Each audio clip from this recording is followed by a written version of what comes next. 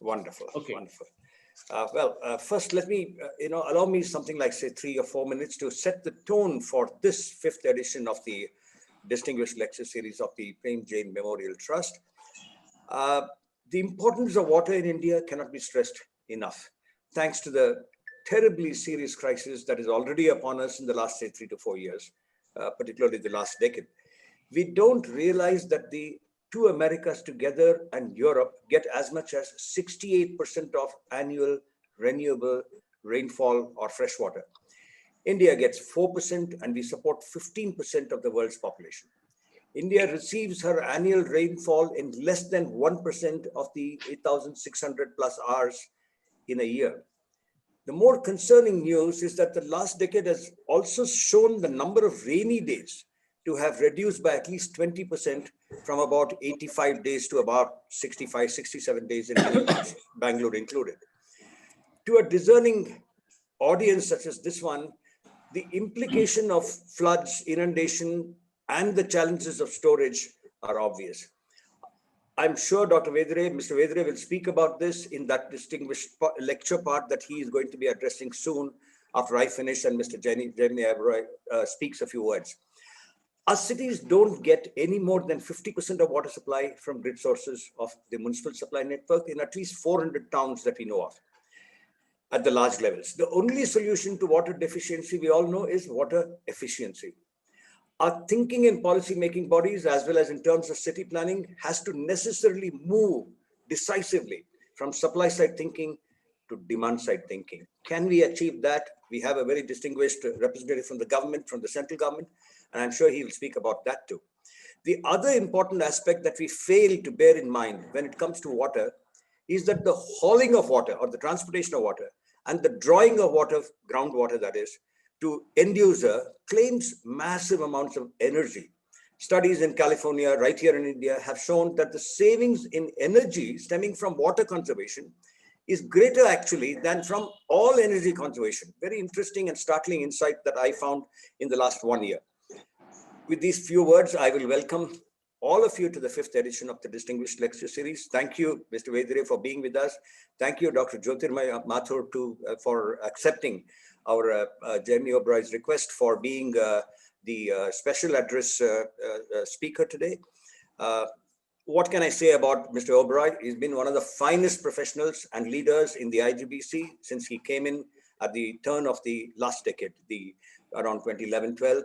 He has brought in a great deal of changes right there in the Rajasthan government. He got us, a very large project out there for the greening of the secretariat in Jaipur and so on.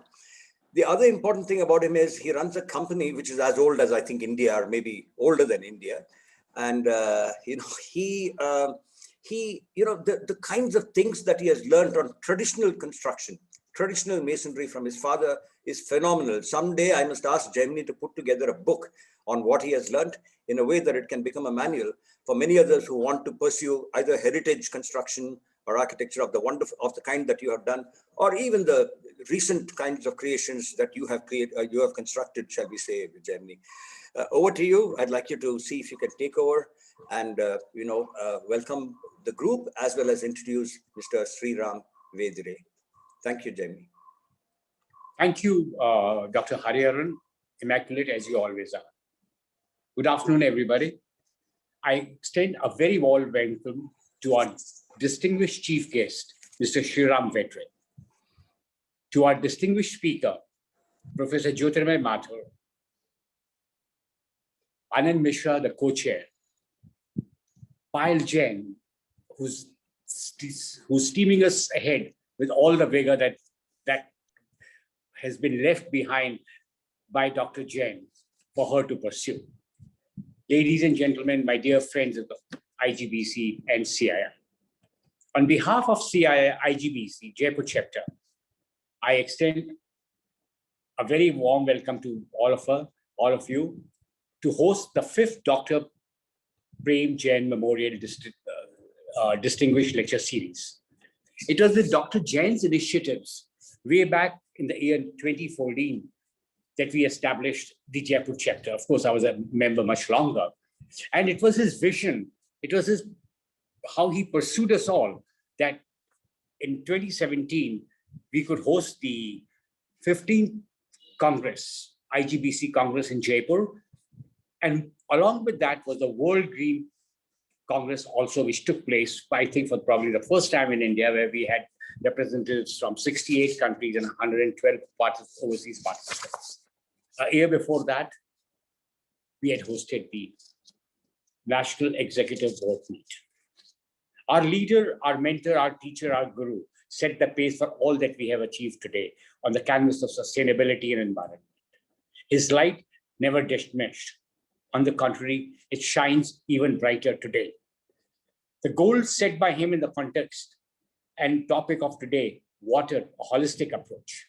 Again, referring to Dr.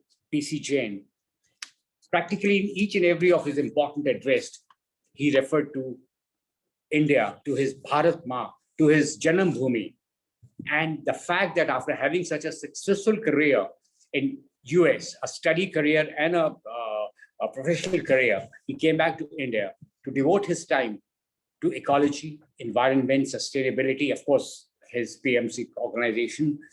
And wherever India stands today, he devoted all his energies to IGBC, India Green Building Council. And from its humble beginnings of 2001, he has today brought it to a certified green footprint of 7.6 billion square foot. Ladies and gentlemen, I repeat, we are at 7.6 billion square foot. And it was his dream that by the time India is 75, we achieve 10 billion square foot and be number one in the world. I think we are quite close to it. We are going to be achieving this very soon. In fact, even before India achieves its 75th year. Likewise, as Dr. Jain is Mr. Shriram Vedire. His love for his motherland, his love for his Janam Bhumi, his love for India. He had a very successful 15 years career in US and then preferred to come back to India to work towards water, the auxiliary of life. We Indians have the highest regard for our rivers and refer to them as Ma Godavari, Narmada, Saraswati, Ganga, Jamuna. They are all referred to and worshipped as goddesses. What's more important than river? The greatest challenge today in front of mankind before COVID and would be after COVID would be water. Water, be it for drinking, be it for agriculture, be it for manufacturing, be it for hospitality. You talk of it, we all know it's nothing to be said. Water is required every time in life. The Indian Peninsula in the Southeast Asia from June to September receives its rainfall in that period of about 85 to 100 days now. And as Dr. Hariharan said, it's diminishing. Yes, it is, but in certain parts, it's increasing also in the northern. The days are increasing. However, it's most unfortunate that within this short period, we have approximately 4,000 billion cubic meter of rainfall. And after the proper utilization or the utilization by all the components which I have mentioned earlier, which is barely 1,200 billion cubic meter, the rest all flows into the Bay of Bengal as the natural topography of land. Sir, ladies and gentlemen, my colleagues, it's most unfortunate that 4,000 billion cubic foot on one side and 1,200 utilization, and it all flows. Well, we are people with, at least I am certainly not possess so much of knowledge, but whatever I can think, I have 3 points. First of all, the only way to get us out of this is an equal distribution of rainwater, and utilization of rainwater by a transfer system is most important, by interlinking of rivers and distribution of water city from all over the country. Actually, even in 1887, the Mulla Pariyar Dam was built, and the waters flowing on the West Bank basin were transferred to the East Basin, transformed the agriculture of about 68,000 hectares of land to vibrancy and immense economic prosperity. The local population is well aware of this. Similarly, sir, the Vyas Satluj link, the Sardar Sarovar project, the Narmada Lift Canal, the Karnool Kundappa Canal, all are functioning extremely well by the progress of these rivers, by interchanging, so on and so forth. And look at our own state of Rajasthan. The Gam Canal, it has brought prosperity to those arid, deep desert areas of Sri Ganganagar, Jaisalmer, Bikaner, and so much of prosperity, so much of greenery, so much of farming and so much of agriculture has happened. And it has brought prosperity to the local population and millions of people for that matter. In fact, even in US in 1930, the Colorado region was a very barren, not a very economically powerful area.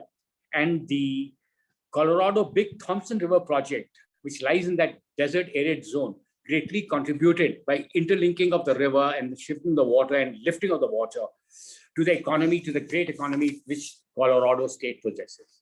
This was one point, sir. Next point, sir, which you are very well aware and which you also have taken up in the CII and CII IGBC, are the step wells, are the ponds, are the takas for groundwater, for recharging. All these step wells, which have been made all over across the country in various forms, have generally been made with the idea, including the takas of Rajasthan, that they generally survive from one monsoon to the other. At times they don't also, if there's a scanty rainfall, but they do. Let's revive them. Let's get them into action and let's copy them and go move ahead with what is to be done as far as their revival is concerned. So the third point is the lakes and ponds. This is something which has been hurting me right from the beginning, that this is the last point which I have in mind. I would like to emphasize that during the monsoon period, the rains in the high regions, they bring down the water into the basins, into the lakes, and the ponds. I suggest and request the government of India, which has already done the geo-mapping of each and every district, to ascertain the hindrances in the flow of water by these small man-made bunds, anickets, which deprive the old lakes and the ponds of the water. This is also because of the man mafia, the lack of political will, and people at random constructing small bunds and anickets. So this has to be stopped at the district enforcement level, and they can, by the geo-mapping, which already has been done by the government of India, we can ascertain the flow of water from the high areas to these lakes. The Rajasthan High Court has also asked the government of Rajasthan to go ahead with this.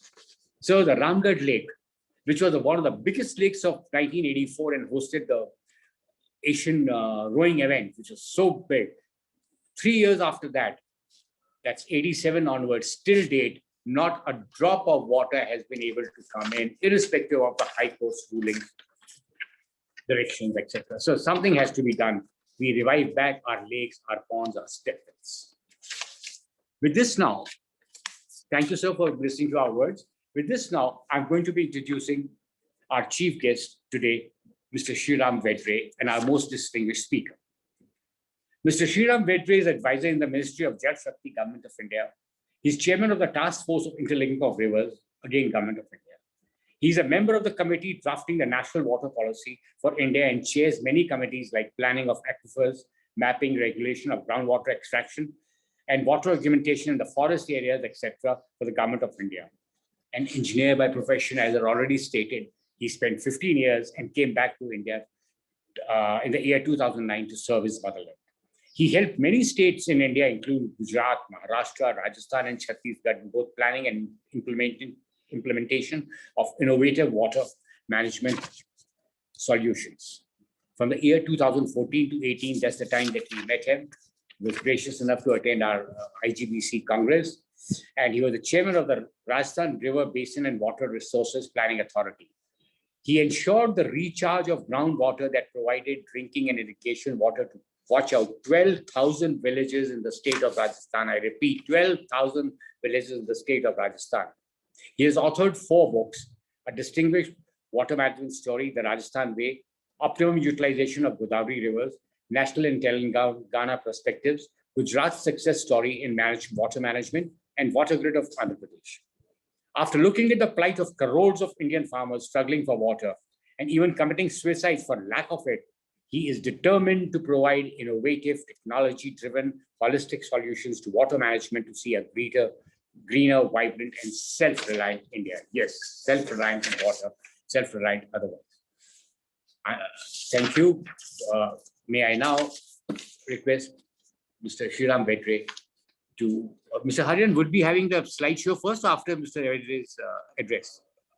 We should have the film now. And okay, fine. So yes. I would request now Payal Jain to say a few words and after that, No, we can play the film and Okay, Payal Jain fine. will speak after Mr. Vedire. So we are just and, going to play a No. short film on Dr. Jain. Kindly do the needful. very, very No, sir, we are short not film. scheduled to Yes, show the sorry. movie. We're not Yes. scheduled to show the film, sir, this time. Okay, in which Oh, case we are I not. think we can I invite. was just informed that yesterday in the pre-run that we have to show the film. Fine. invite So we, Mr. Vedire after.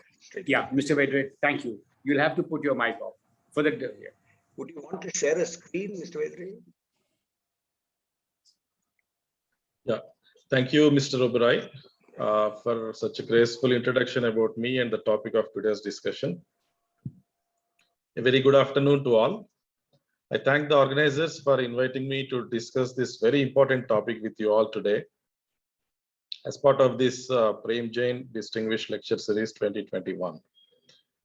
We all know water is one of the Panchabhutas, very sacred for all of us, and we are all aware that it is the basis for our very existence.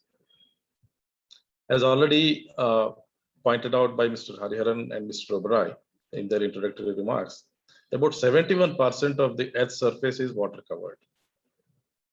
Water is there everywhere. It exists in the air as water vapor, in rivers, in lakes, in ice caps, glaciers, soil moisture in the ground, and aquifers under the ground.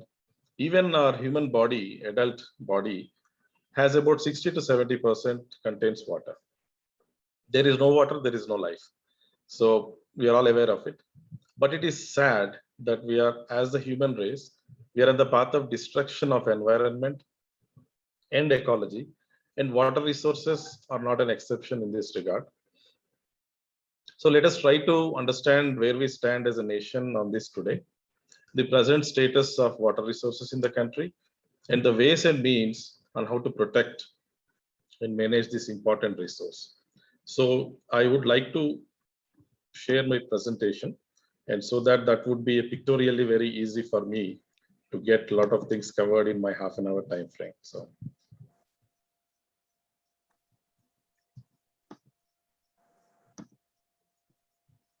I hope everyone is able to see my screen. View mode and Yes, we are. Great. Yeah. wonderful. Thank you. So the status of water resources, if you look at in the country, total annual precipitation is 4,000 BCM, and the utilizable water is about 1123 BCM. And the present use is about 634. So the gap still exists with 439 BCM. So even though we have utilizable water about 1123, still we are not able to utilize this 439 BCM. And the irrigation potential in the country is about 140 million hectares.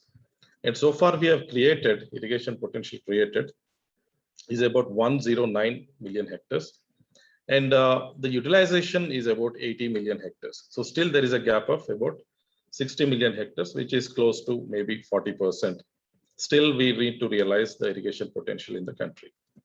Let's look at the groundwater resources status. 60% of the country's irrigation uses groundwater.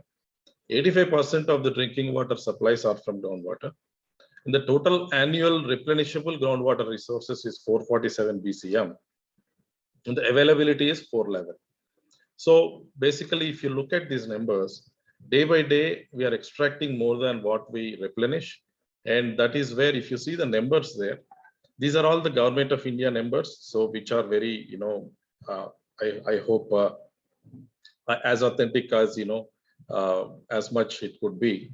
So if you look at the number of assessed units in the country, groundwater units, about 6,500, out of which overexploited critical and semi-critical forms about 30%.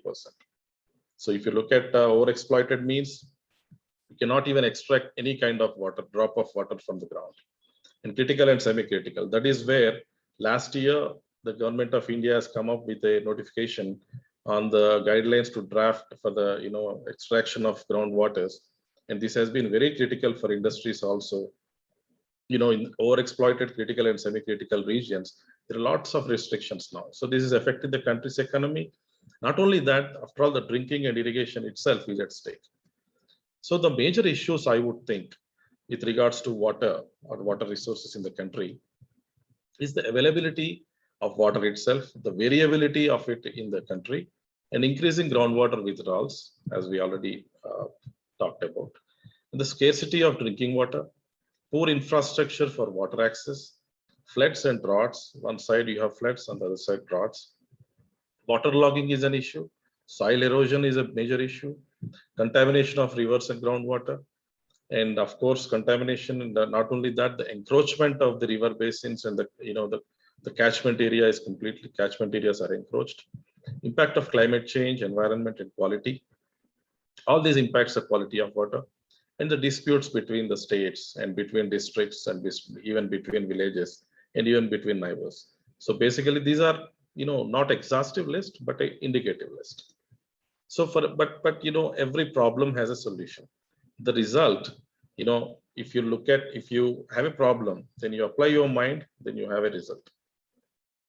So let's look at some of the initiatives that Government of India has already taken and is trying to take, on the water resources front. On the surface water, we are seriously trying to implement the interlinking of rivers. Of course, this is to not only optimize the utilization of river waters and handle the issues of floods and droughts, but there is a lot of debate on this, like the environment and ecological aspects of interlinking of rivers. But to the extent, because this is being monitored by Supreme Court of India, and a lot of expertise happens, gets into this kind of planning and execution. So I'm pretty sure we are not that dumb to actually, affect the environment and the ecology of the India. So I would be watching for interlinking of rivers in a positive aspect where we would save the environment and ecology, and there should not be any worry in that respect. Groundwater, we are trying to conserve and recharge groundwater. We have started some programs called Jal Shakti Abhiyan and Atal Bhujal Yojana. They're all mission mode campaigns funded by Government of India and World Bank, etc. And we want to make it a Jan Andolan. We want to make it a people's movement. This is exactly what I tried to do. We tried to do in Rajasthan. The subsequent slides we will touch upon it. And the effect of these policies on the drinking front, there is one mission called Jal Jeevan Mission, where there is piped drinking water to every household in the country. And we are going to achieve it in the next 3 years. By 2024, we would have 100% piped drinking water to every household in the country. And irrigation side, we are trying to cover 100% irrigation potential. We wanted to go for drip and sprinkler, and this micro irrigation, we want to cover 1 crore hectares in the next 3 years. So these are all some major initiatives Government of India is taking. I don't want to go into detail too much into this, but interlinking of rivers, this is a Himalayan component. We have about 14 of them. The list is there and it's always available online.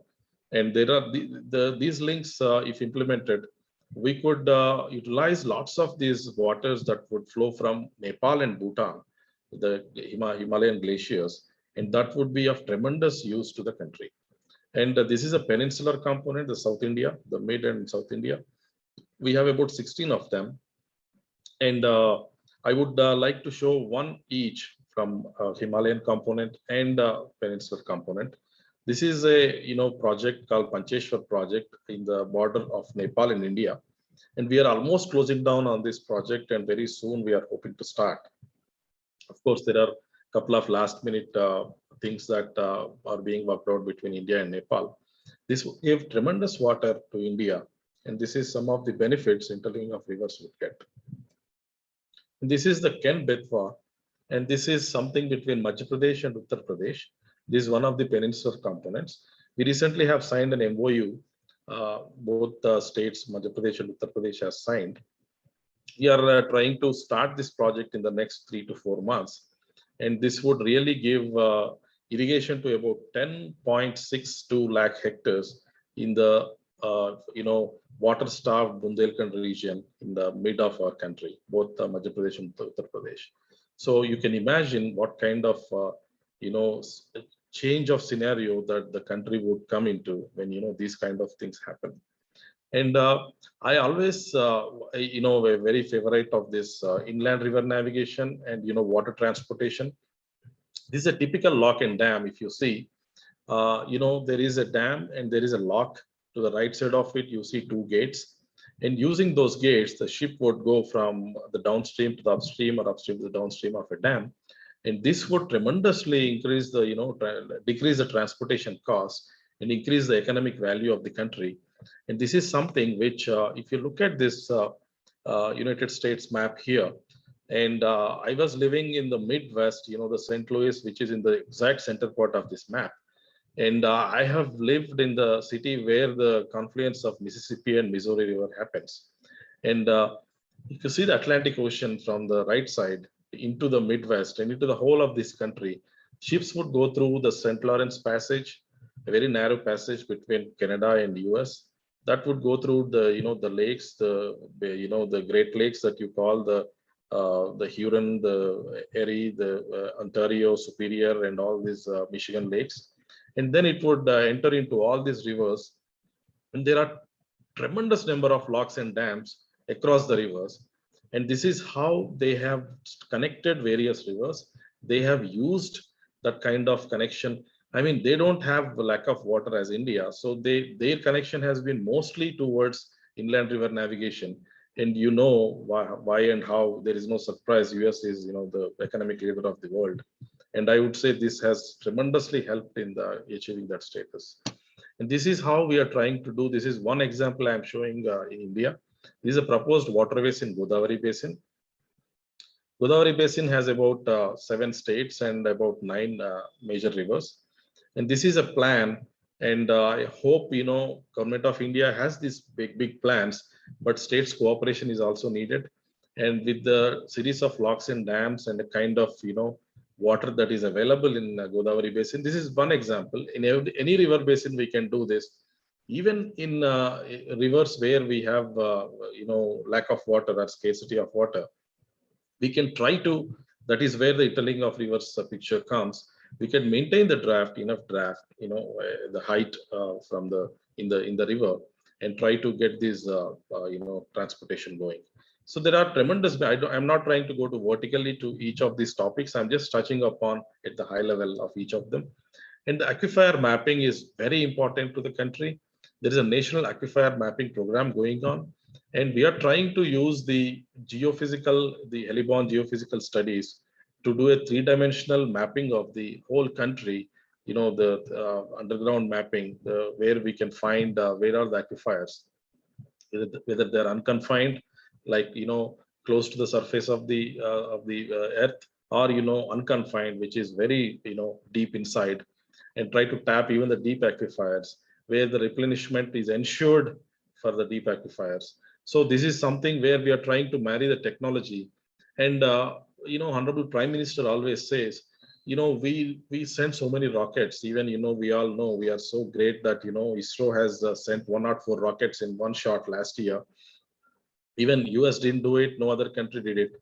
We are even trying to send satellites of other countries to the world, I mean to the sky, and then trying to give the help to the world. But how come that technology, if it is not utilized for our own purposes? So this is where exactly the planners and thinkers, we in the government are trying to do. And this is a very, these are some, the immediate project which has already been launched is the arid region of the country, where about 4 lakh square kilometers covering most of Gujarat, Rajasthan, Haryana, and Punjab. We have already started this mapping, and very soon we'll extend it across the country. That would give us, like, you are sitting, like, you construct a building or you do whatever, the farmer, has a irrigation to do. You would know a 3-dimensional picture of what is your groundwater status. And that is the goal that we have when I talk about this. And the pollution is one of the major things. And we already, we are aware that the catchment areas have been encroached. Lots of industries, they don't set up STPs, CETPs, and, well, I don't want to explain too much of the problem. We are all aware of it. But how do we, assess and surveillance, how to abate the pollution? And this is exactly where the technology would come in. And we are trying to do it with lots of real-time water quality monitoring system, the biomonitoring.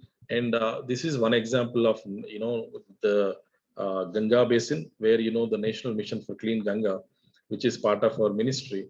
If you start from Uttarakhand all the way to West Bengal, these 5 states, we have seen tremendous improvement in terms of doing this technology driven gadgets and Internet of Things, where we are trying to read through this data in the central servers, get them to the central servers and read it in our systems here. So lots of technology in this area is going on. And the water quality network in the country, so far, we have about 552 water quality stations, and these are major sites, and minors, there are many in the country. We are actually trying to improve upon these stations with lots of technology getting into this, and one of the important things that I would like to mention is the dissemination of information. When you try to get the data, actually this creation of data itself is a challenge. Data is fudged, there is no technology used, manual interventions, and we know how the data is manipulated.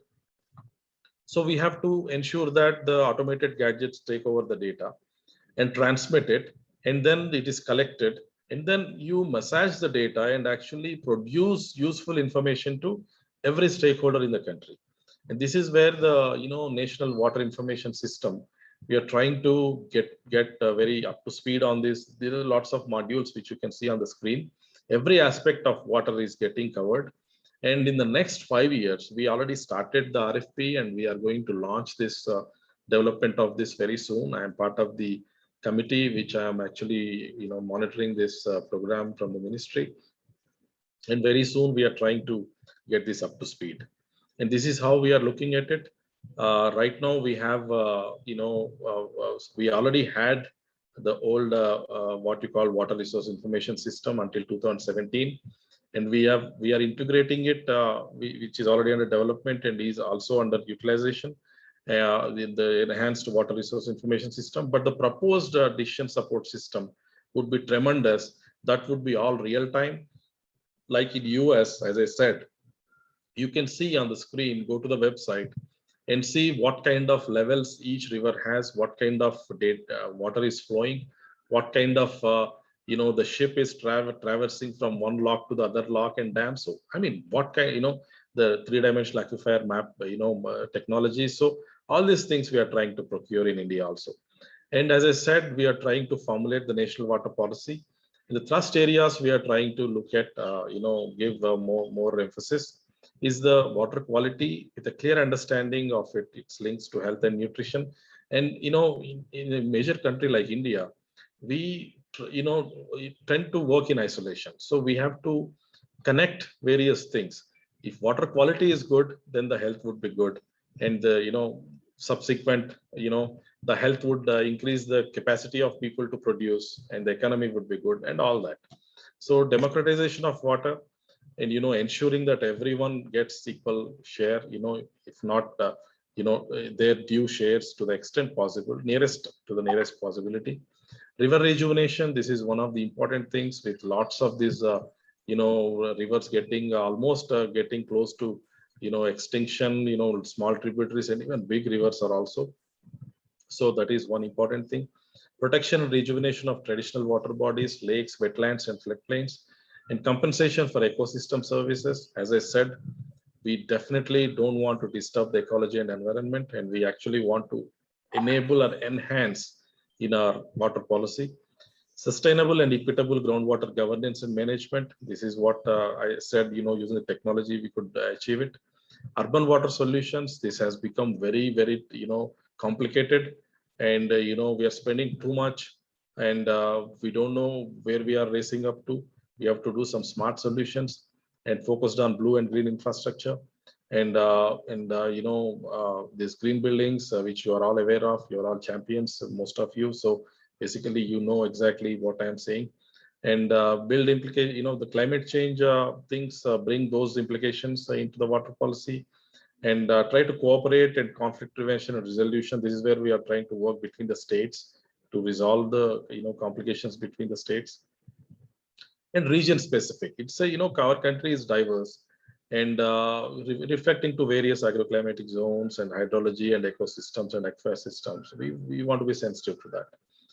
And as I said, strengthening and democratization of data management systems and multi-stakeholder water governance, which should be transdisciplinary.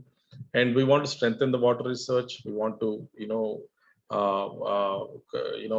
work in sync with the lots of research institutes and try to bring the best out of and focus on water in education at all levels. These are some of the major areas. And as I said, I cannot go vertical to each of them. And as Mr. Hariharan already mentioned about this, I was very happy he touched upon this. There is a supply side and there is a demand side. And the supply side activities, you see lots of these rainwater harvesting, watershed development, surface storage structures, renovation of the water bodies, and lots of things, where you supply water. And this, departments, various departments are there listed out there. It could be groundwater, surface water resources department, panchayat raj, rural development. And demand side, where you actually are seeker, users of water. And that is where the open wells, the dug wells, all kinds of hand pumps, pressure irrigation, drip and sprinkler, afforestation, drinking water. In the departments, drinking water sanitation, agriculture, horticulture, forest. Typically what happens is when this in government especially, things have mostly happen in isolation, because everyone has their own nothing wrong in it, because everyone has their own agenda, their own systems to do, and their own objectives to meet goals and objectives. So basically, unless these are converged and unless these are this is the challenge and the solution I have listed.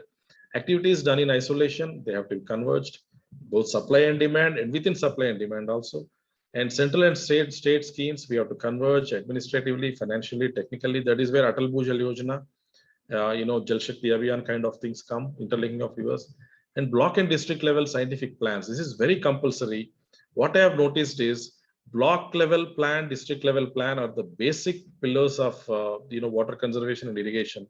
But most of our districts don't have, even though some of the districts have them, they are not scientific. So that is why they should be scientific. And in Rajasthan, this is what I tried to do. I tried to get the scientific plans up and running both at district and block levels. Public participation, Jan Andolan is a must. We have tested it in Rajasthan. It has been a tremendous success. Usage of technology, again, this has been the satellite, GIS, mobile app, web portal, etc. It is inevitable. I mean, technology should be used. And again, in Rajasthan, we have used it tremendously, and I'm trying to push it to all the states from the center. And one nodal authority should be there where they should be able to plan, review, and monitor instead of multi-stakeholder, but one nodal should be there. And as I said, when you say management of water resources, it should be not, see, rainwater is the main source. So it translates into surface water, groundwater, and soil moisture. So you have to make these three, innovative technological solutions in these three areas, management of surface water, groundwater, and soil moisture. So this is where I would like to just mention about, a few brief slides about Mukhyamantri Jal Swavalamban Abhiyan, which we have done in Rajasthan, where, we did that. We selected the project areas on a natural watershed basis, and no political influence. Someone wants a check dam here, someone wants some farm pond there, nothing like that. It is totally based on what the watershed demands, or the catchment area demands. We have converged all the 9 line departments. I was leading the committee. All the 9 secretaries of those 9 departments, principal secretaries, were members of it. And as the chair of the committee, every week we were meeting couple of hours. And we have built 4 lakh structures and 1.5 crore plantation with maintenance plan. You plant, but you don't maintain it, so it's not of use. So even the structures also, the assets created were transferred and documented and given to Panchayat Raj for maintenance. Geotagging of all structures. When I talked about geotagging in the first meeting of ours, Honorable Chief Minister at the time, Rajasthan Chief Minister, and the whole cabinet asked me, what is this geotagging? And you were given the job of getting the water resources done, development of water resources, and you are talking geotagging and GIS and all when we don't understand. So I had to explain, I had to convince them, I had to bring them on board. We have tried to geotag all the existing structures, planned structures, and mobile application, drone surveys, online crowdsourcing, participation of all mass movement. These are various things. And as I said, all this satellite, the ridge to valley approach, where, on what, on natural watershed basis, how the ridge to valley means, from upper areas to all the way to close to the rivers and streams.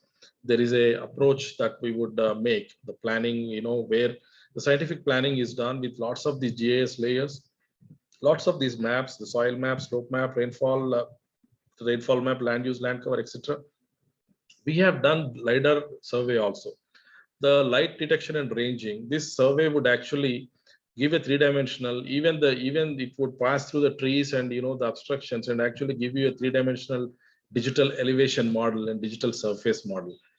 This is the left side is the ortho image, a regular photo camera captured by a regular camera, and the right side is the digital elevation model. All streams can be mapped with the dense forest also, close to 10 centimeter resolution, vertical resolution. So this is where these are the kind of GIS layers we would get. And, coupled with the ridge to valley planning with this kind of digital elevation model, we could do wonders. And we had actually done lots of that in Rajasthan. In the results that you would expect if you do it right, the mainstream in the micro watershed would become live, and rainfall runoff would be less turbid, the flood flow in the stream, clear water like what you see in the forest, and groundwater table levels would significantly rise 2 to 3 meters below ground level. 30-35% of rainfed agriculture would shift to recharge groundwater, where the replenishment is guaranteed to be more than the abstraction, and drought proofing of the watershed. So these are some things. And as I said, we have used a web portal, web application, mobile application, GIS tools. This is typically how a mobile application are used to look, where you plan the work, what kind of everything. So the people were trained, and there is no fudging of data. Everything is photographed. Everything is So this is a kind of gap areas marked on Google Earth with the and sent to the web portal. And this is how we ensured that all kinds of areas are equally treated. And you see the left side image and the right side, how a farm pond that you see here would look before and after. So this is how all the sapling that we have done, we tried to do a micro pond around the sapling that would capture 30 to 40 liters of water in just 11 mm of rainfall. And that would not only make the tree grow, but it would also percolate the water to the ground as soil moisture and also as groundwater. So these are the things, and some glimpses I just want to quickly show you. These are some mass movements that we have done, where lots of from army, from police, from employees, from CSR, corporate social responsibility, everyone participated, and people gave their JCBs, machinery free of cost, and gave diesel, could provide diesel, and if the people cannot give monetary benefits, and most than anything else, people gave their physical labor. And that is where if you motivate the people, they are there. So like a temple or a church or a mosque, whatever you protect, with a lot of your religious, kind of importance you give, emotional importance you give. That is how they do if you really make them sensitize them. And these are all real pictures that we have done in Rajasthan. And even we have grown urban forestry in Udaipur and in lots of cities. In fact, we have tried to do these kind of interventions. And this is a typical model where the catchment area is treated with all these water bodies, and these are all the percolation tanks. These are not surface storage tanks where you would utilize the water for irrigation and drinking. These would all actually percolate to the ground and increase the soil moisture and also increase the groundwater. And there are some typical pictures, and I hope this is a picture in 2015 in district Jaipur, block Kotputli, and this is how 2015 it was drone picture, and 2016 and 18 actually. Lots of activities were done in the, and transfer, the tree plantation was done, and so this is how we have done a good climate change. What I would claim is the largest climate change adaptation project in India, because the climate change adaptation would have lots of connotations to it. So unless you bring all the stakeholders together, which we have done, so that's why I call it, there could be lots of other programs too in the country. Well, I'm on the last 2-3 slides of mine. Basically, okay, Government of India, I touched upon, some important things. I can't, within the given time, I cannot go vertically onto each, and lots of major areas, thrust areas also, might not have been covered. But what we all can do are, at personal level, at professional and public level. Definitely, we all have to think, right now we are in a pandemic situation where we know we have disturbed the nature, and nature is, causing so much of, cleaning up so whatever is happening, and we are all, going through a lot of pain. Every one of us are, trying to find it difficult with the families, friends and all. So something similar could happen on waterfront. We have to realize, and on the personal front, what I would see is, let's try to use rooftop rainwater harvesting. I don't have to tell you, green buildings and also basically you are champions to it. And the recharge pits, but even though it's professionally we do it, but in our own homes, we have to educate our people, our friends, family, that they do rainwater harvesting on their rooftops and have a recharge pit, or have utilize that water, you collect in a tank and use it for domestic purposes. And the RO water and the AC water that we waste, about 40% to 60% water is the waste is going through the pipe and getting drained. So if you see the RO thing, and the waste pipe is always getting into your sinks. So collect that water and utilize it for domestic purposes, gardening, car washing, tiles cleaning, whatever. And use aerators in green taps, water taps. And green taps, what I'm saying, use aerators and water saving showers, neoflow restrictors. If any of you come to my home or office, and I'm looking forward for Mr. Uberoi and his team to come and meet me, I would offer half glass water, not full glass, because if you want more, I can always give, but if you unless you want to waste it. So these are the different things that pictorially they are explained here. Turn off tap while brushing teeth. This is something which I would teach my kids when my kids are born and little brought up in US. So there, plenty of water, but I would always be a policeman, and now I don't need to because they have adapted to it. I say turn off the tap while brushing teeth, and these are take shorter baths and use showers properly, flashes, and all these kinds of things. And as I said, rooftop rainwater harvesting, it is not something which is new to you, and this is something every one of us has to do. Last 2 slides. So the goal is that running water make it walk, walking water make it crawl, crawling water make it stop, and stopped water make it percolate. This should be the goal. And in that way, I think saving every drop of rainwater is fundamental. I insist, rainwater, this is the only source. We cannot create water or produce water in the in the laboratories or industries. And try to save every drop, which is fundamental to the economy, ecology, and society. So this is which I just wanted to discuss with you all. And so I would end my presentation here, and I'm getting out of the share screen mode. And this is what I wanted to discuss and share with you all my thoughts and opinions for today. Thanks again for the organizers, for giving me an opportunity to discuss with you all on this important topic today. Thank you all. Well, I mean, it's amazing what you deliverance and what all you informed us today. So much so that I tried to make notes, but I was unable to, because I had to stop. Your deliverance and your points were much greater than my speed of writing down. So maybe I think I'm going to be requesting Yatendra to be having a copy of this and sending it to us. Thank you very much, Mr. Vedire. Of course, Dr. Hariharan would speak on this, but I would also like to offer my great sincere thanks and admiration to Mr. V. Suresh. Mr. V. Suresh, presently our chairman of IGBC.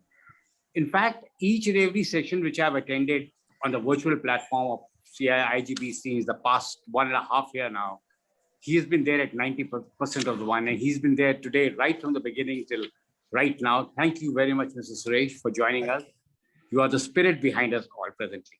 Thank you. Dr. Hariharan, would you like to say something? Well, in deference to the national chairman of the Indian Green Building Council being present here, I thought I will request Suresh ji to respond to what Mr. Shriram Vedire Yes. presented in such amazing ways over the next 2-3 minutes. After that, we will invite Anand to Dr. Jyotirmay to speak. Thank you, Dr. Chandra Hariharan. It's such a pleasure to hear Shriram Vedire ji for the comprehensive presentation that he has got for a macro level of the India's water potential, the type of difficulties you have in each one sector, the gap analysis carried out, and the nature of solutions that he has in mind to take care of each one of those problems on that. That's what I like. He has identified clearly all the problem areas, the challenges. He's also identified the solution areas. What we need is each one of the states have got to work together and to cover, especially the interlink, you cover multi-state link on that. I'm sure you brought out those issues also in a very large way. And especially towards the end of the presentation, you also came down to from a macro to a micro level, including what can be done at the level of a building level or a city level. Also identified that.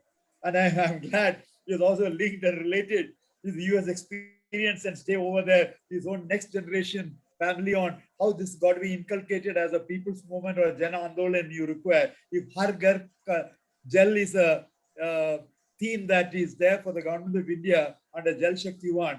And my own colleague, Gumit, if you have, he said, Jal nahi to khal hai, Jal nahi to kal nahi. So that's the type of message that you'd like to get along. In our own little way, Vedire Sahab, I'm happy that Jaimni told in the beginning that we would all like to come and meet you from the IGBC side and make a presentation, not a big one, maybe 6 members who are dealing in this particular segment to indicate what are the efforts we have done in this particular area. Because integrated water management is one of the major thrust areas that we have in the green building rating, covering not only buildings, but also built environment, taking up to not only campus to townships to as a city level, covering under that particular category there. So therefore, it's been a good effort that we have done, and we are very happy that efforts from our side for the green building rating, on an average, between 25 to 35% of the water is saved in every one of those green building or green built environment rated projects. That's a phenomenally good one. How do you do that particular thing? Both demand side and supply side. And from the demand side, how do you bring it down from 135 liters per head per day, coming down to around 90 or 80, 85 level? And how we can do that particular thing by using large number of initiatives. We'll leave alone rainwater harvesting, aquifer recharging, and also the consumption levels we brought down through water, low flow water fixtures to be done, so that even you open comes less on that. And more importantly, how do you take care of, you mentioned about the grey water. We also would like to take the black water we covered over there. How do you take care of all the wastewater? 80% of all the water is the wastewater, either sewage and sullage put together, grey and black. Now, not a single Indian city. I was looking for the new water policy document of the government of India. I was looking for a large pressure to come on that particular thing of making every city to recycle every drop of water which is going as sewage and sullage into wastewater to be recycled and to be used and recycled back for reuse. For example, now that the National Green Tribunals have got the ZLD in a big way, zero liquid discharge to come out over there, we also backed up that particular thing with the net zero water rating. That's one of the new ones after net zero energy, net zero water. You're going net zero carbon and net zero waste also coming. All the 4 will be together. So under the net zero water related initiative, we would like to work along with the Jal Shakti Ministry to see how best our own humble role can be taken forward in a very large way. And this is an area where if Singapore, one of the richest countries there, every drop, 100% of the water being recycled. They don't even use the word wastewater. They call as a new water. That means any water which has already gone through a process has already been recycled if you are using it for, including potable to some extent, including agriculture, flushing, air conditioning, manufacturing, all those areas the recycled water is used. Except for a small movement done in Bangalore for 16 MGD out of the 60 MGD of water for primary, secondary, and tertiary treatment. Other cities don't have that. So what I would like to make a plea, sir, of course, you said recycling is there in policy number 2, I read in the, you could open out, I'm sure you must add in view, if we can take this one decision for all our 7,313 cities to see that all the recycling should be done, planned should be done, not primary and secondary.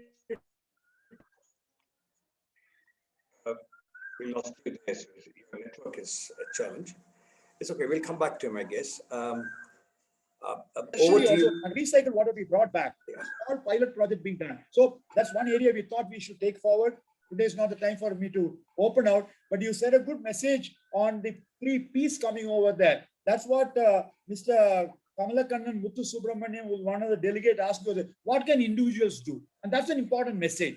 And that's a very powerful message that he's seeking over there. And we can indicate what can people do, what can community do, what can other groups do in a large way. This could be another powerful message, and we are working on those areas as well. There are a lot of good initiatives done. This is not the time for me to open out. My own colleagues will open out in the presentation, but it's a pleasure to hear you, sir. And let's work on it and make the national water policy, first time it's coming of that nature, make it a very strong enforceable document, because there's a thing between central, state, and local governments have to work. Especially local governments is another major area. All the municipal corporation, municipalities, town panchayats, as well as gram panchayats, all have to also play a very major role in integrated water management. Let me close at this point of time with the assurance that IGBC will be very, very happy to work on. We ourselves had a research team, sir, under on a water side, and that particularly called Triveni. Triveni is one of the major initiatives of CII took on water research, and they've done excellent work on that. We'll be very happy to come and share with you. Then that's what Jaimni also mentioned very briefly. We'll like to come and share with you at one of these days when you can give a time for us, either physical meeting or a virtual meeting, depending on COVID progress towards positive to negative as much as possible. Thank you, sir. Thank you, Surezi. Over to you, Jaimni, for you to see if you can now introduce Dr. Jyotirmay. Mr. Vedire, I will request you to listen to this wonderful presentation. It's a special address from Jyotirmay. He's been part of the IGBC for at least the last 14 years. Remarkable presentation. I have heard him before, and it's nice to hear him again. Over to you, Jay. To begin with, thank you, Mr. V. Suresh, our chairman, IGBC. You're always a sea of knowledge and statistics. Wonder really as to how you can keep them all in your mind, and you are there for each and every of our occasions. I'm now going to be introducing Professor Jyotirmay Mathur, who besides being a personal friend and a colleague, is a pillar of strength to us, both at this IGBC Advisory Board, National Advisory Board, and to the chapter, the Jaipur chapter. Well, his vast knowledge in the field of greening, planning, indoor air quality, air management, in bringing about a total transformation to the MNIT, Malaviya National Institute of Technology, Jaipur, is tremendous. Dr. P.C. Jain was so extremely fond of Professor Jyotirmay Mathur that whenever he visited Jaipur, he stayed at the MNIT guest house because it was all surrounded by nature, and would always refer to the peacocks who would be dancing there in the morning and the evening. Professor Mathur would always make it a point to go and receive him from the airport and get him to the place of work. Get him to the guest house. Dr. Jyotirmay Mathur is a professional in mechanical engineering at the Center for Energy and Environment at the Malaviya National Institute of Technology, Jaipur, India. After doing his undergraduate education with mechanical engineer, he has done post-graduation in energy studies from Indian Institute of Technology, New Delhi, and doctorate in engineering systems from University of Essen, Germany. Dr. Mathur has published 95 research papers, referred in international journals, and has presented more than 200 papers, talks, international seminars, conference, authored and edited 8 books in the field of energy, and supervised 20 doctoral students.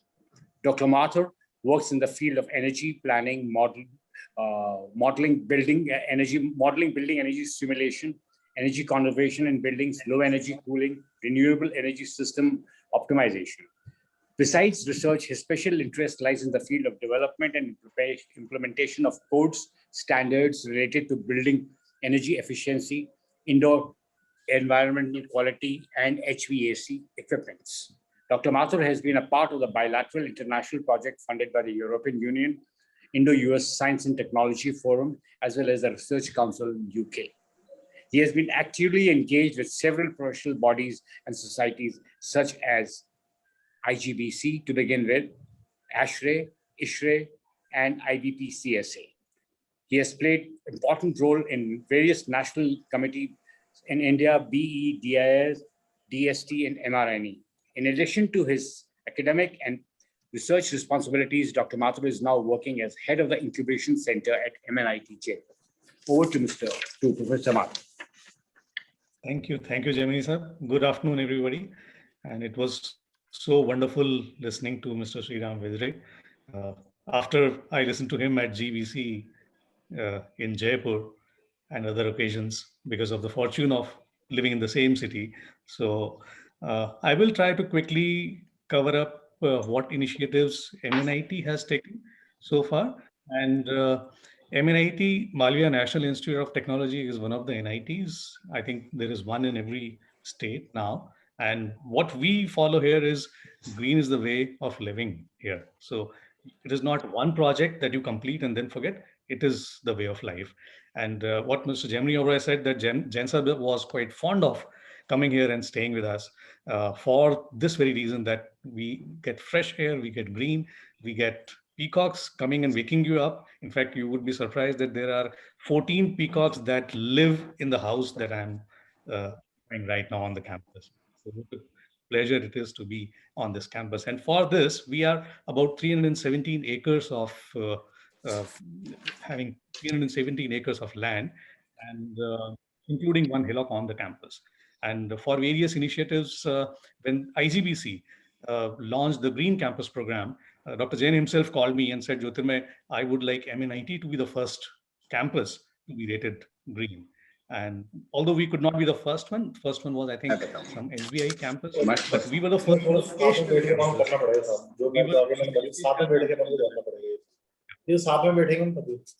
So what we did for achieving this platinum rating, first of all, Sorry about this. Somebody has to mute. Yatin, you. 90 Jaimini. Somebody has to mute. 77 credits. And, Go on. of course, some including site planning, transportation, water, energy efficiency, of course, being our core strength, water, health, well-being, green education, all the sections we attempted.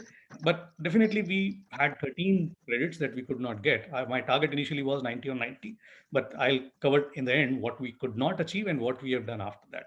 So this is the campus. I think it is a residential campus, and you can see there is one heartline passing through the campus. On one side is the educational area, and other side is the residential area.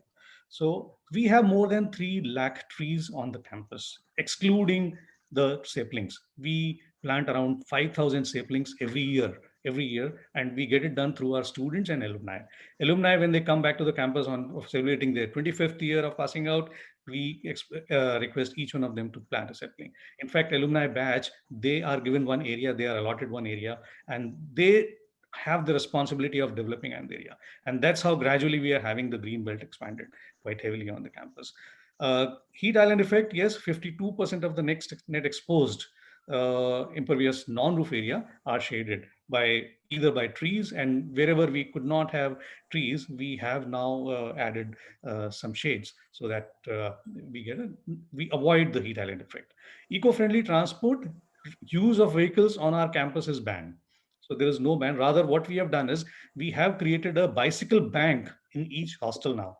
So there is like we have bicycle rental facilities available in the cities. We have kind of a bicycle availability on the campus, non-rental.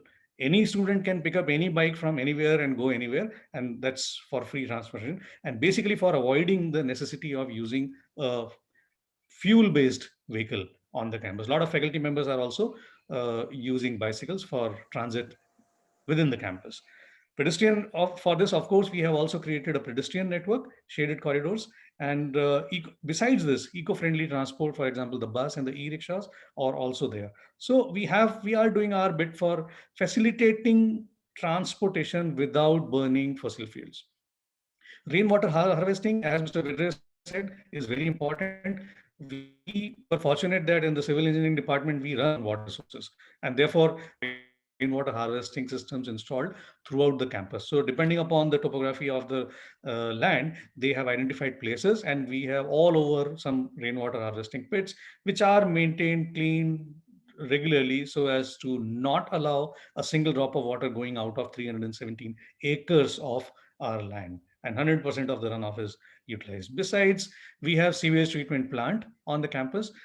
Initially, when we got this green rating, platinum rating, we had 1 MLD capacity, but recently, because the number of students has increased, the number of hostels has increased, we have expanded this to 1.5 MLD. So as you can see that we did not stop after receiving the platinum plaque. We are continuing our efforts to be greener and greener. Native species, our thrust is always on native species. There are a lot of gulmohar trees, there are a lot of neem trees, there are a lot of babul trees which were initially there, and we are maintaining them nicely. Kaner, all these native species are there, and we are maintaining all those trees. There is a species called neem chameli, which goes very high. In fact, the highest tree, I can say with great pride that the highest tree of the campus is on my house, on the premises of my house. It is more than, I think, 60, 70 feet. I still wish that I could measure the height, but I think it is more than 60, 70 feet. And that is the highest tree on the campus. So the campus is, we are doing all our efforts to make the campus green, keep the campus green. Water efficient fixtures, all the buildings, including hostels, institutional area, labs, they are fitted with aerators and water efficient fixtures, low flow fixtures. And we have metering, although we don't charge in the institutional area, but yes, every department gets to know how much they are consuming, just to make them conscious about the water consumption. And dual plumbing is also there in the residential area. We need to expand it in the institutional area, but because of the widespread, we could not do that so far, but we plan to do so. But right now in the residential area, our flats are all having dual plumbing. Energy efficient lighting. So when we were doing this, when we were attempting this platinum rating, we had a good reason for motivating our administration to adopt retrofitting of lighting, and we could switch over from all the sodium lights to LED light, highly efficient LED lights. And when we were doing this, we could also consciously avoid the light pollution, because of which the birds and other things have the disturbance, and it is not a green practice. So we have reduced the night pollution. We have improved the energy efficiency of our light. As you can see that at most of the places we have downlighters only, but except for the places where security is required, we have to have high mast lights. And that is where we lost some of the points. But yes, definitely there is a timer based system where for controlling the light. So we are now expanding this from timer based to dusk to dawn system, where a photo sensor would be actuating the lights, not the timer, because the time also changes. And if the person forgets to adjust the time depending upon winter and summer, no light or no electricity should be wasted. In addition, all the buildings that we are having on the campus, they are having excellent light, excellent daylight. As you can see, this is a computer lab. Most of the computer labs in most of the colleges, institutions are quite, you can say, dark, and 24 hours they are using daylight. Now in this lab, as you can see, all over the periphery you have good windows, and all these windows are energy efficient windows, low solar heat gain coefficient and low thermal transmittance windows. Because of that, less heat comes in, and we don't have thermal discomfort, we don't have high energy consumption for bringing the daylight in. And therefore, in this particular computer section, you can see that peripheral area, people are hardly using any lights, but yes, interior areas, people are using some lights, but these lights are also having dimmable ballast. So the lighting release from these fixtures can be adjusted as per the requirement, and the energy consumption still is optimized.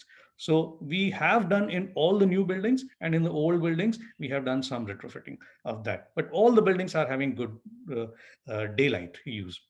Air conditioning systems in these buildings are quite efficient. So whatever are our preference is very simple. Whatever is the top line energy efficient device for air conditioning, we are going to buy that. And for that, we have good support from administration. So we have done good amount of retrofitting, and we have done energy metering also. As we have done water metering, we have done energy metering also. Because unless you show them how much you are consuming, people don't reduce consuming electricity or water, whatever it is. We have good thrust on renewable energy systems. So initially, when we when we attempted the platinum rating, we had 400 kilowatt peak of solar photovoltaic systems under the capex model, because although it was quite costly, and the financial viability of photovoltaic systems that time, I'm talking about 2014, 2013, was not that great. And it was hard to convince the administration for going for it. We had a simple reason that we are offering a master's program in renewable energy. And my personal request to director was that we don't have a right to run masters in renewable energy unless we ourselves adapt and demonstrate the use of it. We don't have any right to preach and teach renewable energy. And that is what Dr. Jain used to say, walk the talk. So we learned this walk the talk theme from him, and we tried implementing. But after that, when the RESCO scheme came from MNRE, we further installed 609 kilowatt of photovoltaic under RESCO. So we have more than 1 megawatt right now, but we are planning another 1 megawatt on the campus. So we will be having 2 megawatt, one of the largest capacities in the country. We have waste handling. A lot of thrust is given on the waste handling, and waste segregation was there. So this is a picture of a hostel mess where wet waste is getting collected separately, and the other bin is for the dry waste. And the picture on the row, there is one faculty member who is having expertise in this. So he has installed vermicomposting units everywhere on the campus, but he's maintaining them quite nicely also. It's quite tricky to maintain vermicomposting units functional, and therefore I really thank him. Green education, as I said, masters in renewable energy is our strength, and water resources is our strength, and we have masters in environmental engineering also. So we have 3 programs that are basically increasing formal education in these sectors, but also they keep organizing a lot of awareness programs and workshops for increasing the informal awareness as well. Outreach programs, a lot of outreach programs are being organized. For example, we have an MOU with EESL, Energy Efficiency Services Limited, which is a public sector undertaking of Government of India. So whenever they launch a program, we basically invite them to have that program implemented as a pilot in the state. So for all the other government departments in the state, we kind of become a demonstration center, or you can say center to see and believe. So seeing is believing, and that's why they can come here. So ESL is quite happy to have their pilot implemented with us first, and government departments also get the confidence by that. We have very active energy club of students, and I think this energy club has received at least 6 times award from the state government, from the energy department of the state government on the energy conservation day for 6 years for exemplary work that the students are doing. And if the students are doing such an exemplary work, what better we want the education to be doing. And so plantation and cleanliness drives, they are quite regular on our campus. So as I promised, what we could not achieve in out of 90, 77 credits, as I had mentioned, we could not achieve in the beginning. But what we have done is outdoor lighting pollution. As I said, we have the security requirements at some pockets, especially the girls' hostel and all. So we had to install some high mast lights, and there we lost some points. And therefore, these 2 points we had to forego. Off-site renewable energy, that provision was not there, not available in Rajasthan, that we can purchase power separately from renewable energy source. So therefore, these 4 points anyways had to go. Universal design that time was partly implemented, but now we have 100% implementation of that. So now if we revise our application, we will have at least from 77 to 78 credits awarded to us. Heat island effect, I think a lot of work has happened for reducing the heat island effect. Earlier, we had the pathways which were unshaded, but now we have shaded almost all the pathways. Few parking lots were unshaded. We have covered all those parking lots. So there is a lot of heat island effect that has been reduced on the campus. And once again, my gut feel is that all the 4, we are eligible for getting all the 4 points. So from 77 to 78, and now 78 to 81 points.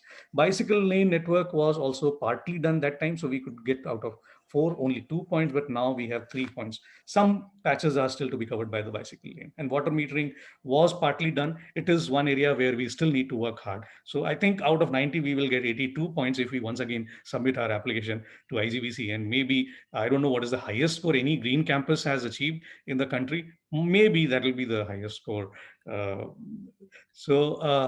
what we have is we have two buildings where we have demonstrated very high energy efficiency by blending modern design with traditional design. And this is the Prabha Bhavan building, which is the administrative building. Director sits here. So we have blended courtyard, vertical shading, horizontal shading, thermal mass, these four traditional effects with double glazed window, cross ventilation, solar energy integration, insulation in roof and wall, and dimmable ballast, high energy efficiency lights. So this is blending of traditional architecture with modern energy efficiency features. And you can see, because of the time, I'm just running through these slides. We have tried to demonstrate how well insulation can be used in roof and wall, because initially people were reluctant. A courtyard, which is key feature of Rajasthani architecture, we have retained in our buildings, and because of that, we are able to save a lot of daylight during the daytime, artificial light during the daytime. As you can see, there is a significant amount of window area that is opening in the courtyard that is shown in the picture, and because of the design consciousness, what we are doing is we are using buffer areas very intelligently. For example, the southern facade, which is getting a lot of heat, we are using all of our buffer areas, for example, staircase and toilets and verandas for transit in this area. And therefore, once again, they're reducing the load by a significant extent in our buildings. Artificial lighting, as I initially said also, they are highly efficient as well as dimmable ballast. So integrated with daylight saving device, automatic adjustment. So energy efficient air conditioners, I've already covered. Solar energy, I have already covered. So this building is actually about, you can say, 30% more energy efficient as compared to the National Energy Conservation Building Code.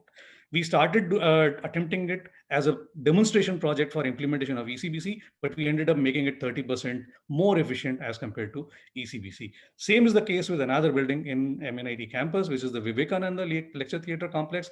It is the largest lecture theatre complex of Asia, I'm saying.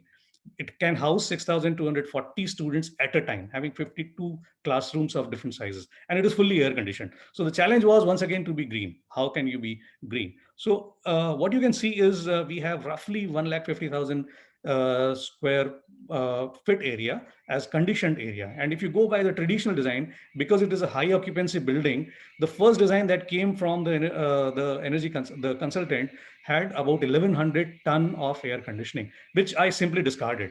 And when we implemented all of our measures, the administration could not believe our number was 450 ton against 1,100 ton.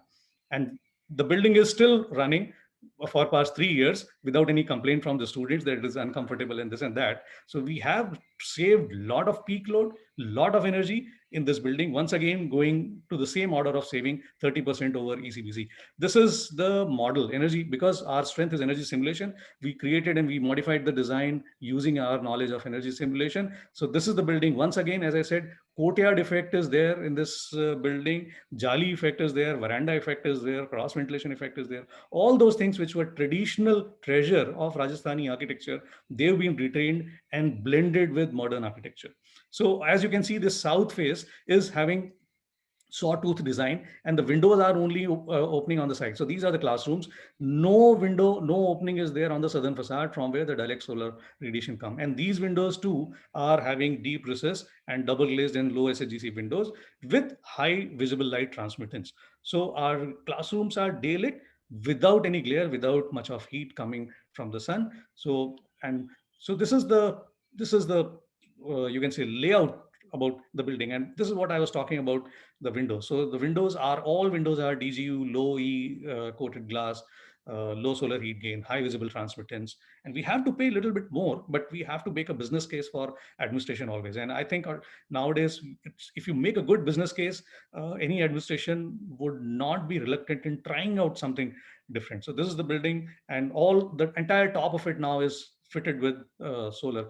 So that time we asked 2014, once again, 2014-15, we asked for chiller of 6.1 COP, chiller of 6.1 COP. And the consultant was like, oh, what are you asking for? That time 5.6 COP was quite common and considered to be good. And then we asked for variable frequency drive in every state, for the chiller, for variable pump, for cooling tower, even for the condenser water also. We said we want variable pumping, variable drives everywhere.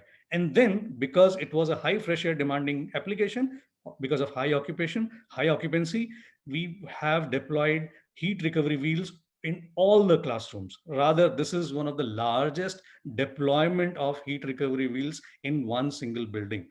So because of that, we got a lot of energy saved. All of our air-conditioned rooms have ceiling fans, and we have a policy that thermostat setting will not be reduced below 26 degrees. If you are feeling uncomfortable, switch on the fans. And that again saves a lot of energy. As you can see, this is one of the classrooms. And so the design is basically mixed mode. The windows are operable. So before April, we don't switch on the air conditioner. People have to use windows and people have to use fans only. Morning purging is done, which is very important. Those who are from energy efficiency domain, they know that the morning load in air conditioners is quite high because of heat accumulation. So morning purging is essential and it is religiously done. 26-degree set point is once again religiously followed. Encourage use of fan. Commissioning was done. Commissioning that time was very uncommon, but we have commissioned our system and it should perform, because most of the green buildings, what I have visited, when I visited personally, they were designed for very nice efficiency, but they are not operating for at efficient level. So what we have done here is we have demonstrated that as designed performance can also be achieved. Use of BMS and all, and because of that, we were 23% better than ECBC. And in fact, the present ECBC version, 2017 version, the building is still better. My last slide, probably that additional green steps that we are doing now. So we have created 2 large nurseries on campus. And these nurseries are catering to our own plantation, plus outsiders from anywhere, they are free. This is a surprising policy. Anybody from outside the campus can come and simply pick up a plant and go and do whatever. We believe that anybody who's taking a sapling coming into the campus will do the plantation only, and that is for good of the Mother Earth. So there are 2 large nurseries, very large nurseries, about more than 10,000 plants or something each. They are there and maintained. Hostel competition, we are doing a hostel competition for plantation and maintenance.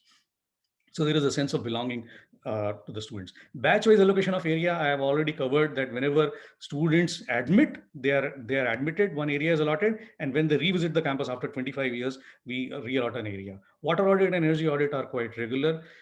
Green peripheral walkway is created using construction debris, because construction debris utilization is again a big menace and it is against the green practice. So we have made a policy that we are using all the debris for creating walkway around the periphery. Promoting e-vehicles, promoting startups. Now we have an incubation center, which I head.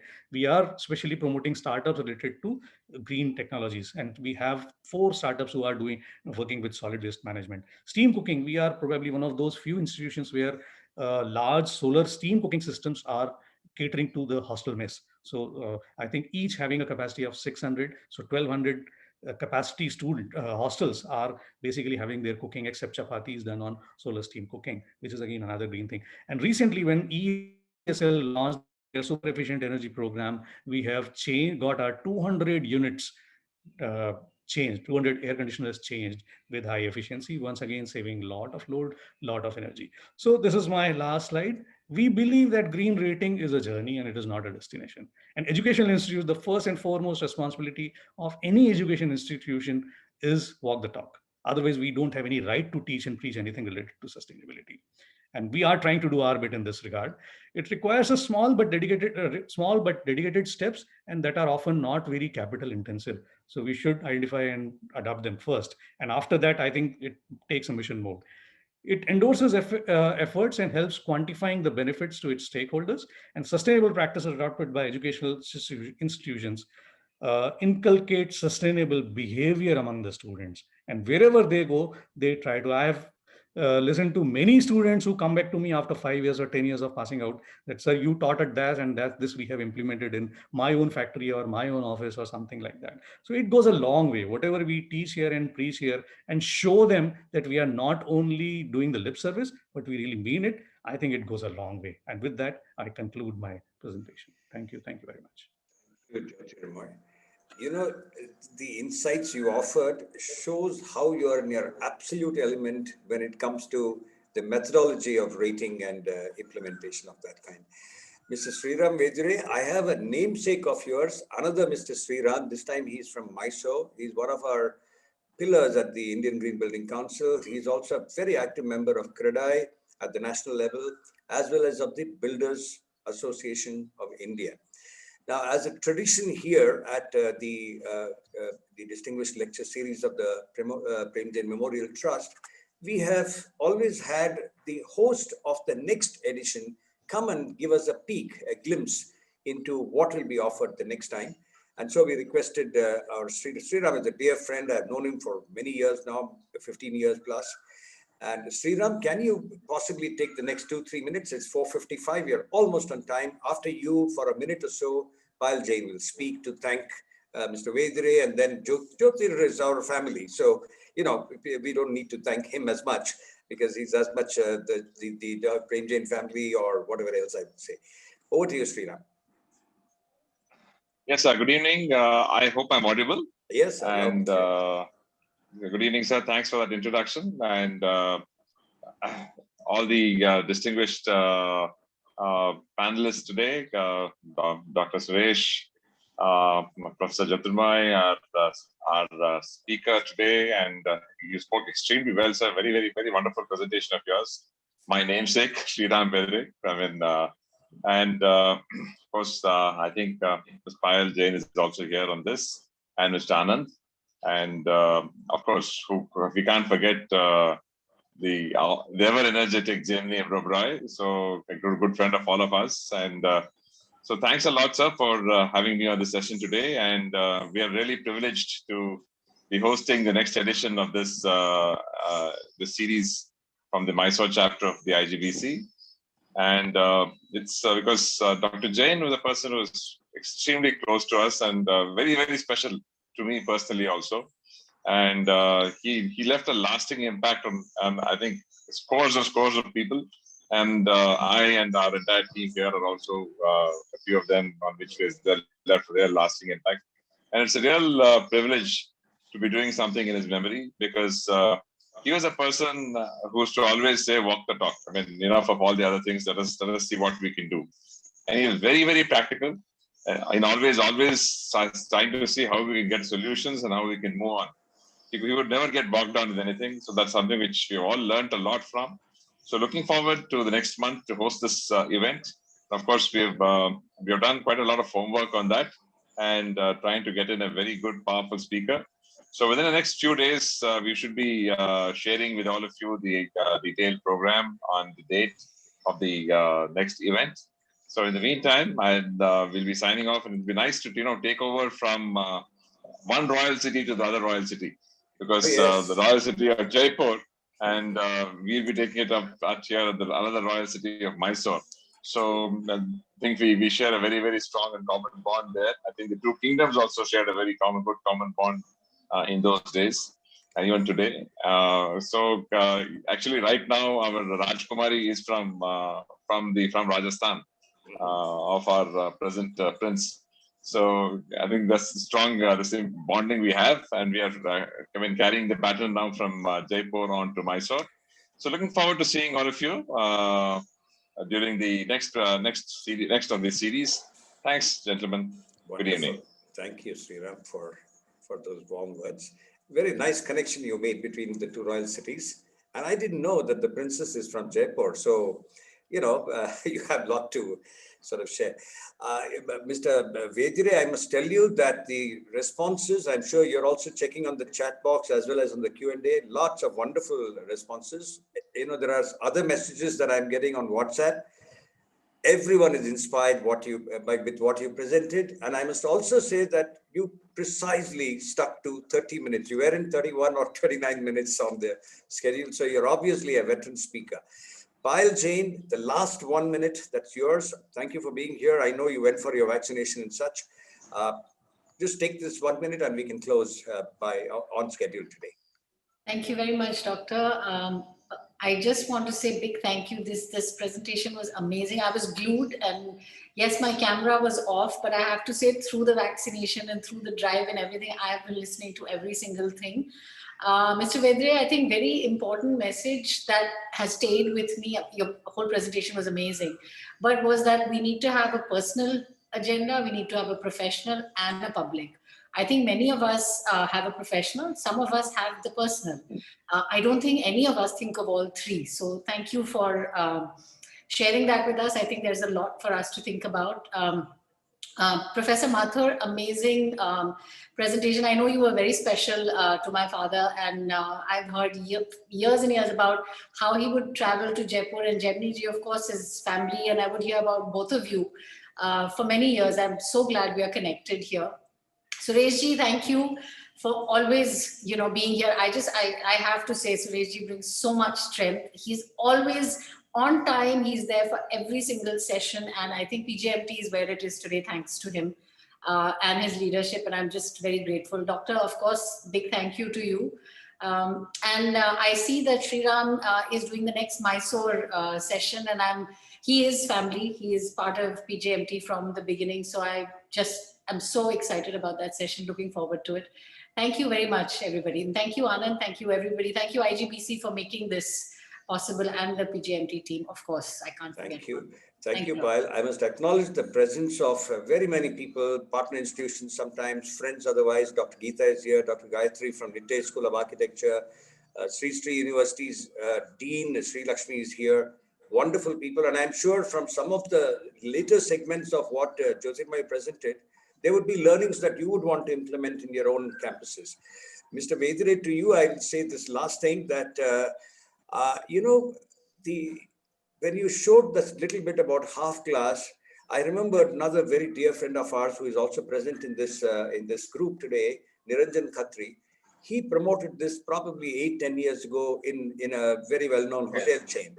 So this half glass and one peg is something we will look forward to when Mr. Jaimni Uberoi and Mr. V. Suresh and others come and meet you.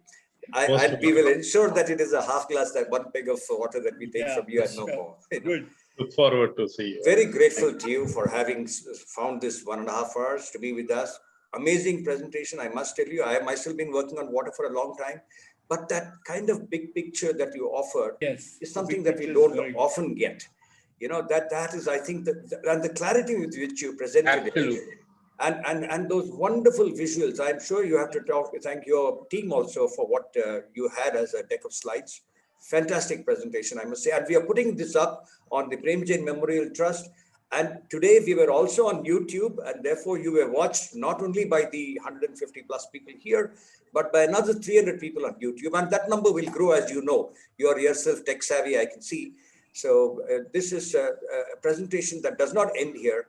It grows on people, and your message would be taken to a lot more people. So from the Prem Jain Memorial Trust, on behalf of the IGBC, thank you so much to both of your speakers for being here with us. Thank you. Thank you so much. Thank you. Have a good day. We will be Anand. Thank you so much. Anand Mishra. Yeah. Anand Mishra has to Vote of thanks. We did mention Anand, see how we can wrap up. the co-chair. Anand Mishra is our co-chairperson in Jaipur. Anand? Jaipur. So you have already concluded the session. No, that is the reason. Yeah. So I would not like to repeat, most of the points, but yes, it has been an interesting session, and I would like to compliment PJMT for bringing such pertinent topics for discussion. I enjoy all sessions organized by PJMT. It is being led by wonderful people like you. Water management is a challenging topic around the world. It was a challenge in the historical times too, but the gravity has increased because of the enormous demand and neglect of many. So every drop of rainwater must be harvested. Singapore model, Suresh Saab has already mentioned. I remember we had gone along with the Chief Minister of Rajasthan to Singapore, and there all of us tasted the new water. So, it is very important, and for cities to sustain in the long term, we must reduce our dependence on the underground sources of water and bringing the water from longer distances. So cities and district, like Mr. Vedire mentioned, it must be they must focus on this particular aspect. And Dr. Mathur, it is always wonderful to see your presentations, to talk to you, and you have done really amazing job at MNIT. In fact, I have got some more inspiration from MNIT today for my projects. So thank you all. Thank you, Anand. Very nicely summed up. We will now take leave of all of you. Thank you so much for everybody having been present today. Thank you. Thank you. Namaskar. Thank you.